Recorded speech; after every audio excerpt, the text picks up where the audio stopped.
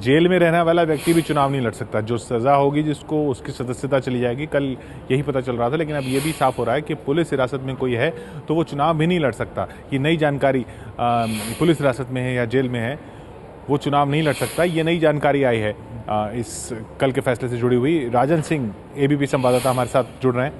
राजन, क्या है ये, क्या मतलब, जो अगर पुलिस हिरासत में है कोई, अभी फैसला नहीं हुआ है, उसको सजा नहीं हुई है, वो चुनाव भी नहीं लड़ सकता? बिल्कुल, ये पटना हाईकोर्ट का 2004 का फैसला था, जिसे सुप्रीम कोर्ट ने उस फैसले पर अपनी मुहर लगा दी है। उस फैसले में साफ तौर पर कहा गया है कि सबसे 5 जो है section 62 representation of people's act का, उसमें ये कहा गया है कि अगर कोई भी लॉफुल कस्टडी में है पुलिस के, तो ऐसे में उसके वोटिंग राइट टेम्पररी ले लिए जाते हैं। और अगर किसी को वोट देने का अधिकार नहीं है तो उसे चुनाव लड़ने का अधिकार भी नहीं होगा। तो अब सुप्रीम कोर्ट ने इस पर सहमति जताई है। सुप्रीम कोर्ट का भी साफ तौर पर मानना है कि भले ही उसका नाम वोटर लिस्ट में हो, लेकिन क्योंकि पुलिस ने गिरफ्तार किया है और पुलिस की गिरफ्तारी के बाद उसके वोटिंग राइट्स ले लिए गए हैं, और अगर ऐसे में अंडर ट्रायल है वो, लेकिन अगर वो जेल में है तो वो वोट नहीं कर सकता, और अगर जो वोट नहीं कर सकता उसे चुनाव लड़ने का भी अधिकार नहीं होना चाहिए।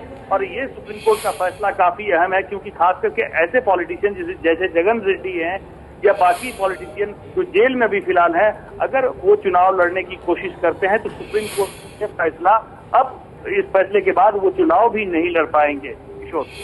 जो जमानत पर है, देखिए, जमानत पर है उसके बारे में साफ तौर पर इस फैसले में ये कहा गया है कि जो जमानत पर है या फिर जो चुनाव के दौरान जिसको कोर्ट ने जमानत दे दी है, तो इस जमानत पर आते ही उसके वोटिंग राइट्स बहाल हो जाते हैं। अगर वोटिंग राइट्स उसका बहाल हो जाता है तो ऐसे में वो चुनाव लड़ सकता है। लेकिन हिनियस क्राइम या फिर भ्रष्टाचार के मामले में जो जेल में बंद है, जिन्हें जमानत नहीं मिली है, भले ही चार्जशीट दायर हुई है या चार्जशीट नहीं भी दायर हुई है, लेकिन मामला कोर्ट में है और ऐसे में अंडर ट्रायल अगर जेल में है तो वो वोट नहीं कर सकते। अगर वोटिंग राइट ले ली गई है तो जिसकी वोटिंग नहीं है वो ऐसे में चुनाव भी नहीं लड़ सकता है।